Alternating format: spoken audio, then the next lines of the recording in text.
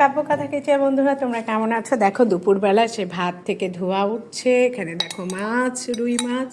আজকে আমি দুপুরবেলা রুই মাছ শিম দিয়ে টমেটো দিয়ে ঝোল খাবো, আর এই যে বেগুন ভর্তা। সবসময় তো আর মাছ মাংস ভালো লাগে না, মাঝে মাঝে একটু এরকম দেখো বেগুন ভর্তা।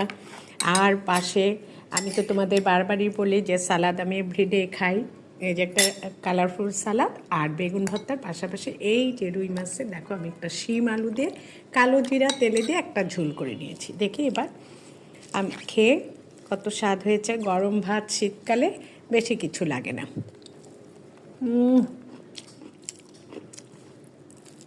বেগুন ভর্তা হলেই জমে যায়।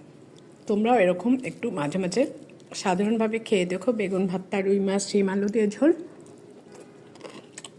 যার অনেক মজা এগুলো। ভালো থেকো, সুস্থ থেকো, বাই।